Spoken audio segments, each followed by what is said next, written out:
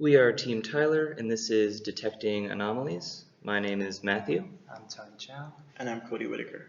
All right, let's go. So first off, we have to talk about what is abnormal. Abnormal behavior consists of code that is executed in failing runs, but not in passing runs. Sequences of function calls that occur only in failing runs, and variables that take certain abnormal values during the failing runs only. All right, so we know what abnormality is, so what's normal? We have to run test cases that are going to capture normal use, something like adding and subtracting if you're making a calculator.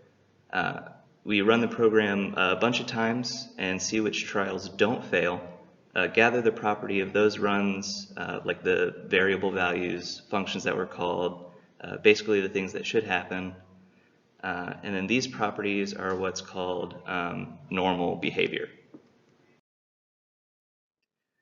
So normal properties, these are properties that hold true during all passing runs. They're data properties, so states of the variables and other data during the runtime. Something like a variable is always even when said function is run, or like integer I will always be less than the vector size during a for loop if we're iterating through that vector. Code properties are things like an initialization function is always run after you declare variables. And like a calculate function is always run after we gather numbers. So to capture normal behavior, we compare failing and passing runs. Passing runs are simple. The program basically did what you want. It output the correct values. There was no problems.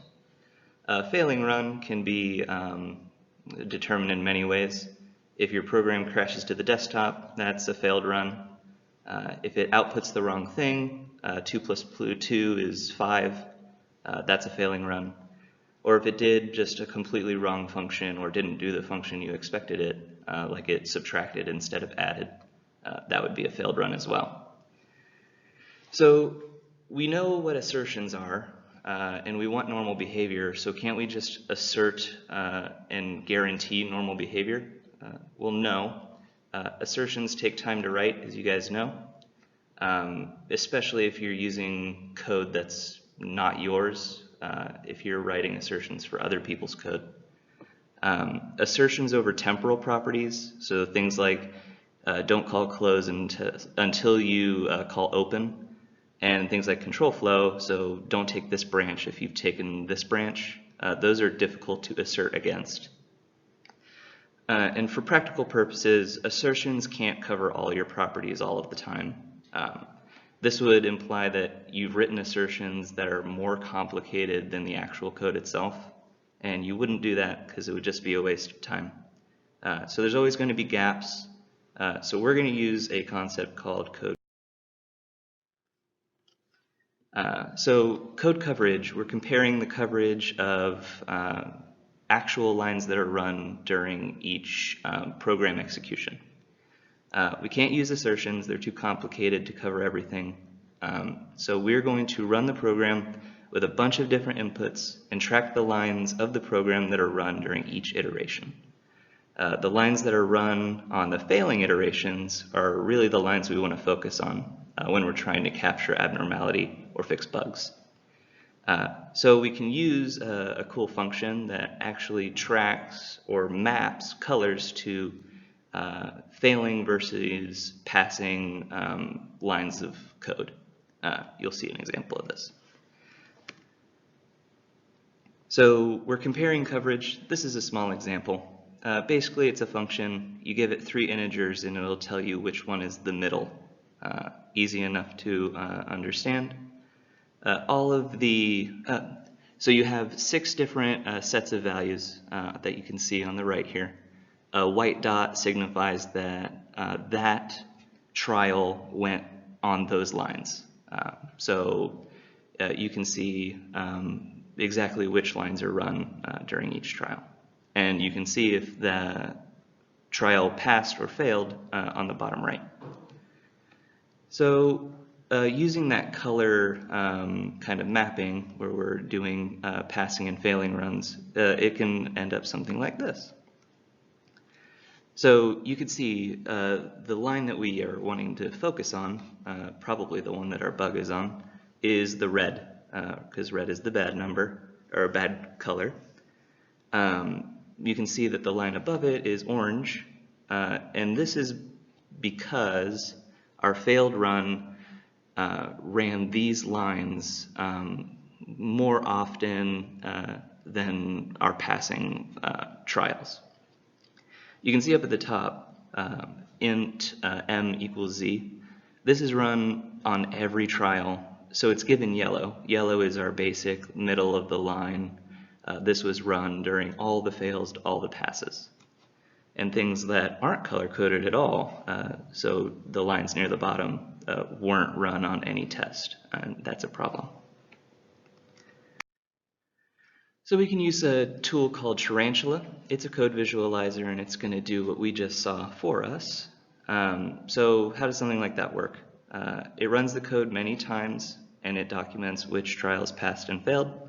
After many runs, the program is going to assign colors to the individual lines of code, something that you just saw before. And it'll give you a heat map of lines that are probably causing a bug or a failed run. So here's what we're talking about. As you can see, there's big blocks of yellow lines. These are the lines that are run every time. Very dark gray lines are ones that we never have a bug on, so we don't have to worry about those. But you can see plenty of red areas that we should focus our bug hunting on. All right, so an anomaly. We're detecting anomalies in this chapter, so what is an anomaly? Well, here's an example. So we have 2,990 test runs of the cryptic program. 2 out of the 1,170 counters satisfy the following conditions. Okay. File exists, the function is greater than 0, and readLine function equals 0. Okay, so the failure is occurring if those two conditions are met. File exists is true because the file exists that we're trying to overwrite, and readLine is null because the user didn't provide an input on which file to test for existence. Well, obviously this is an anomaly because it only occurs during the failed run. We can't check if a file exists if the user doesn't give input, but the file exists in our variables. So this is a defect. So what kind of savings can we actually gain by searching at this most abnormal part of the code, or like our bright red areas? For some of the defects, a percentage of normal or abnormal code was as low as 3%. So 3% of our actual code base is that bright red. We should start our search here because we would probably find our defect after looking at just 3% of the code. The most abnormal category, so the 20% most reddest, contains at most 20% of the code. So we're cutting down on our code coverage. We don't have to look at 80% of our code to actually find what's probably the bug. And we can say something like 18 of the 20 defects were correctly classified in the most abnormal category. So we cut down a lot of time debugging and testing that we can use somewhere else. All right. Okay, so the next slide we're going to talk about is facts about anomalies. So there's a case study in 2002 called Jones et al. That showed that anomaly does not necessarily indicate a defect, but rather anomaly is frequently an anomaly. Focusing on the abnormal statements only from this case study allowed programmers to ignore about 80% of the code or more. There's an example we can choose from about anomalies, which is called the nearest neighbor algorithm. This is basically, rather than comparing against the combination of all passing runs, it might be better to compare against one passing run, which is the nearest neighbor. There's a case study, another case study conducted in 2003 from Reese and Ramirez that show that the nearest neighbor algorithm approach predicts locations better than many other methods based on coverage. From 17% of all test case runs using the Simmons test suite, the defect location could be narrowed down to 10% or less of the code. Next slide we'll talk about is dynamic invariance. So determine a dynamic invariance, we should hypothesize a set of invariants associated with the problem. We test each hypothesis on program runs, determine where likely specifications, which are the possible invariants, hold for all observed runs. We should check where these can be turned into general assertions and which can be used to detect anomalies. And we route any anomalies which do not hold and keep those that do hold. We look at the diagram below. This tells you the difference between an anomaly invariant and a property.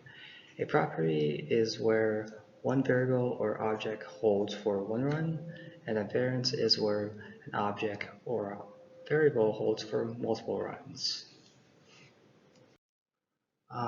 There's one tool we're going to talk about during this PowerPoint, which is DICON. This is a tool to observe and detect invariants during program runs.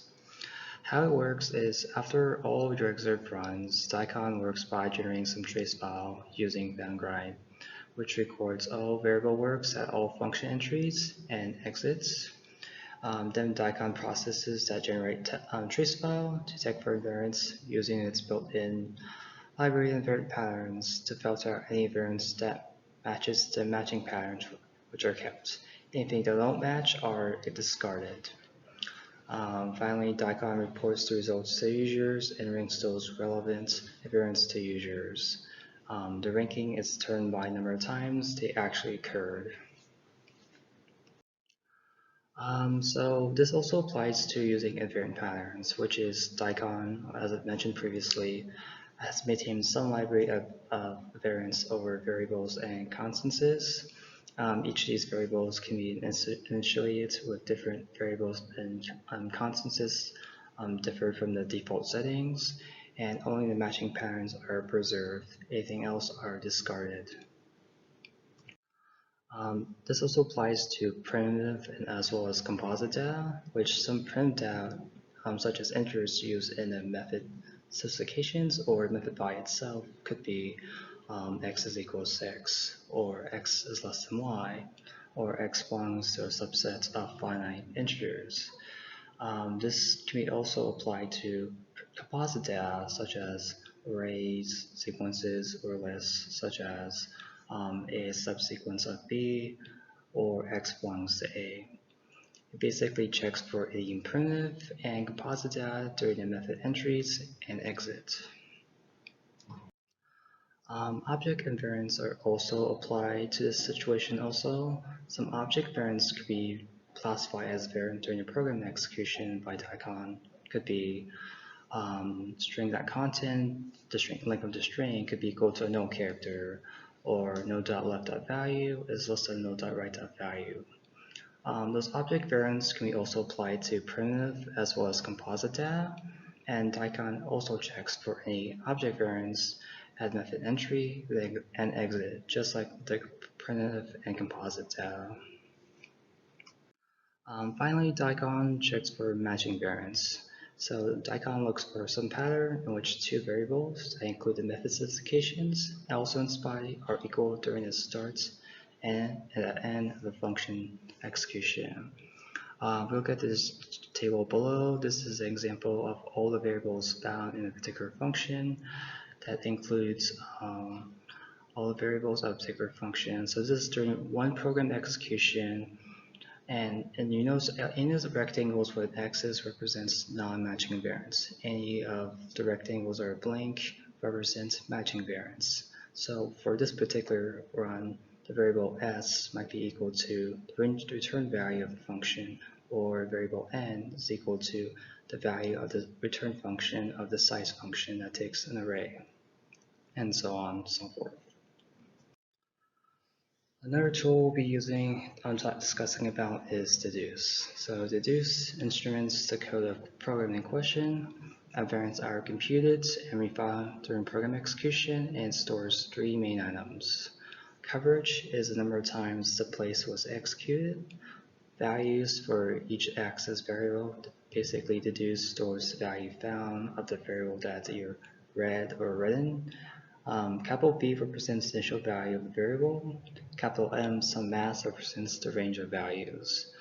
The last being stored is the difference. For each variable, the deduce also stores difference between the initial value and the new value as order pair, value, comma, mask. And these masks can be translated into variance or values and differences. And once those variants have been collected and finalized the mask, whenever the user notices some further variations or difference between the masks, it reports some variant violation. This variant violation that's reported signals some anomaly that occurred within the program, such as new code was executed or some new value was seen for a specific variable tried. So this is a training example of using deduce. So how it works is we initialize deduce with some code. Let's say, for example, I is equal to 10. We increase it a couple of times, and last we increase it by 2 times. The section I represents the binary representation of the code. The values V represents the value, which is the initial binary representation of initial code that was initialized. This stays constant throughout. Capital M represents the mask, which is the largest binary representation of your code bit, in this case, the largest 4-bit binary value, which is 15 in binary. For the difference section for values and masks, these sections are not initialized since we need another set of code values to compare against. The variant is the same as the code because we haven't, for the same reasons as the difference. If we were to increase it by 1, this represents 11 binary.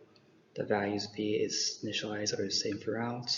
Your mask bit is changed to, instead of 15, equals to 14 binary because with each assignment of some new value, M is updated based on this format below, which is M is equal to old M, and which is not expression of the new value, XOR V, or click a difference between the binary representations of 11 and 10.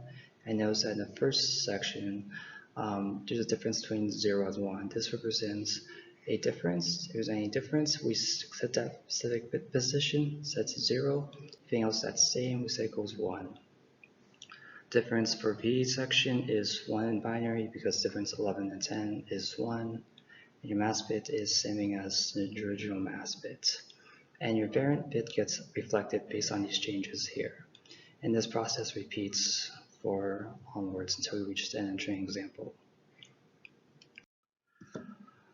In the sample values, we try to go over what statistic debugging is. So this process works by using statistical models of program success/failure to find program misbehaviors that correlate with failure, thereby guiding programmers to root cause of bugs. These models expose the relationship between specific program behaviors and eventual success or failure of run. Anomalies and causes. So we compare the anomaly, which is some abnormal property of a program run, to the normal behavior, which is property of all passing runs, and see how the failing runs different. Any differences that correlate with failure is likely to hint at failure causes of the program. For example, code properties that hold might be f function f x is 3. Data properties that hold is f is always executed. If this holds for all runs, that means it's a property. If it doesn't hold, that means that might indicate a failure that represents to the actual failure of the program. We will over some more in-depth differences between the two tools to discuss, DICON and deduce. DICON is some invariant detector to determine variance from program executions. This was written in 2002 by Michael Ernst and al. And it's utilized by C++, Java, libs, and other programming languages. Analyzes up to 13 lines of code, whereas deduce is some Java debugger to determine variance and violations. This was written in 2002 by Alejandro Hendigo and Michael Lim, and uses the Java bytecode, which is the instruction set found in Java Virtual Machine. and this analyzes more than 30,000 lines of code. So next section we'll talk about is locating errors versus locating causes. So to figure out locating errors, we find what an error is, which is some deviation from what is correct, right, or true. This could be like input, like such as the URL must be well formatted, or variables like a zero, which not be the most optimal right answer, but it could be better suited for something else. To locate a cause, we go over the notion of causality, which is to find some aspect of the program execution that caused a failure to occur. It can be altered such that failure no longer occurs. Therefore, we locate the cause. So this could be having inputs such as 11 and 58, or have some variable that say integer argc is equal to 6.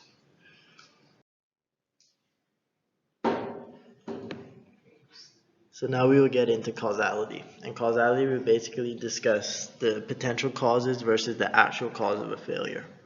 So anomalies and defects are good starting points when debugging. However, we cannot say that these actually cause the failure in question. So the book defines a cause as an event preceding another event without which the event in question, the effect, would not have occurred. And causality as the idea that once we have found a cause, the defect is not far away. In the real world, it's hard to prove causality because of all the different potential causes that may occur. Here's an example. You begin studying for an exam, and instead of studying your usual 5 hours, you only study for 4 hours. You get into the exam and everything is going well until you get to the last 2 questions. The question subject sounds familiar, but you are not sure about an answer.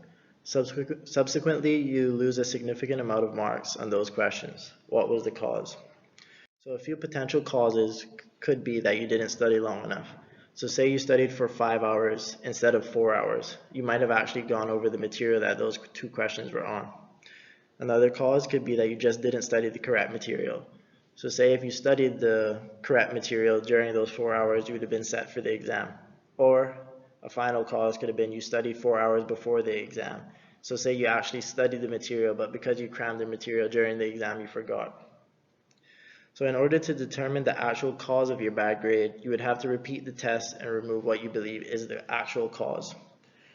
In the real world, this is extremely difficult because you have to make sure all the other circumstances remain the same or close.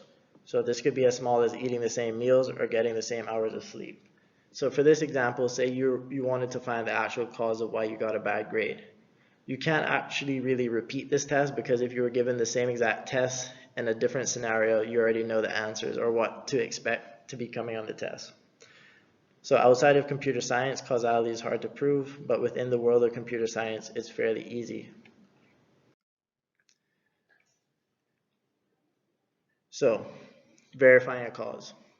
A cause becomes a difference between the two worlds.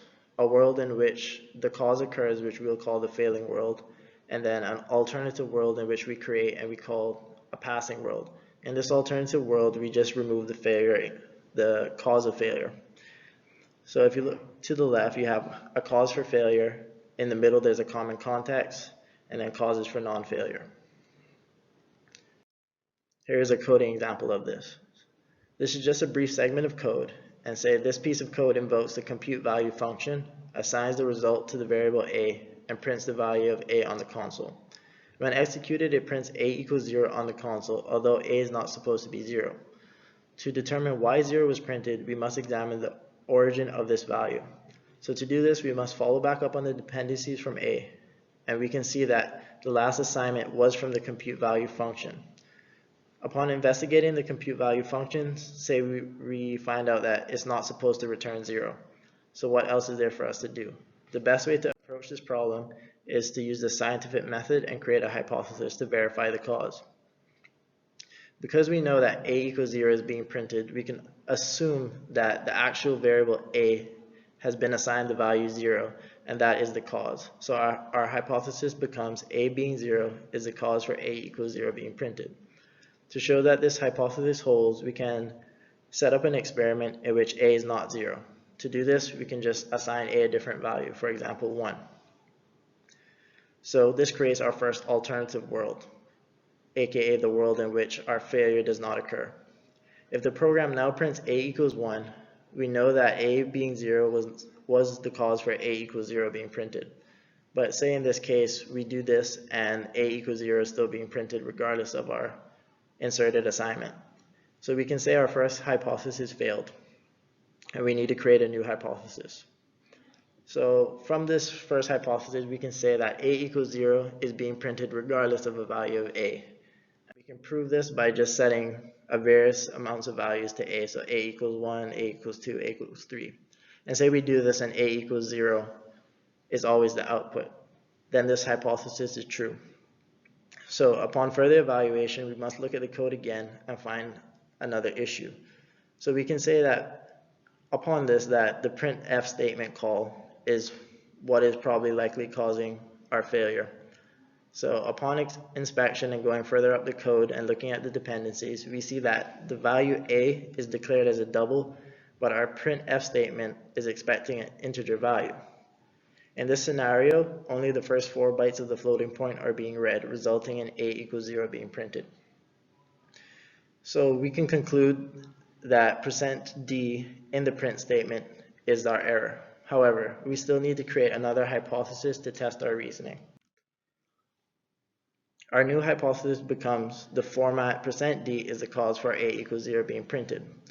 And to prove this, we can just set up another alternative world in which the cause does not occur. So we change %d to %f to represent the floating value. After this change, the actual value of a is being printed. We can now say that %d was the defect that caused the failure. So causes and differences. Because there can be a multitude of trivial causes, it can be tricky to deal with, so it is essential to separate each alternative to something more workable. The concept of the closest possible world comes in handy. A world is said to be closer to the actual world than another if it resembles the actual world more than the other does. The idea is that now the cause should be a minimal difference between the actual world where the effect occurs and the alternative world where it would not. So by minimal difference, we just mean creating another world that's as close as possible to the world in which the effect occurs to minimize changes. So therefore, we can define an actual cause as a difference between the actual world where the effect occurs and the closest possible world where it would not. Isolating causes. It is important to isolate causes in order to test your hypothesis. In some cases, you can have a mix of causes within an alternative world. So going back to the previous example, we saw that the printf statement was the cause of our issue with the %d. But you can also say that instead of the print statement being our cause for the issue, we can say that the declaration of the float value a was the cause. So we could have simply just changed the declaration of a to an integer, and that would have fixed the problem. So finding actual causes. There's 2 simple steps to approach finding an actual cause. The first is to find an alternative world in which the effect does not occur, and then narrow down the initial difference to an actual cause using the scientific method. So when doing this, you don't necessarily need an alternative world in which the defect is fixed, but suffices to some alternative world in which the failure does not occur, as long as we can narrow down the initial difference to an actual cause. So picking the closest possible world is known as Occam's razor, which states that whenever you have competing theories for how some effect comes to be, you want to pick the simplest. This is the best approach because it's not appropriate to make the problem more complicated than it needs to be. Segueing all to alteration. This will discuss program failure in debugging.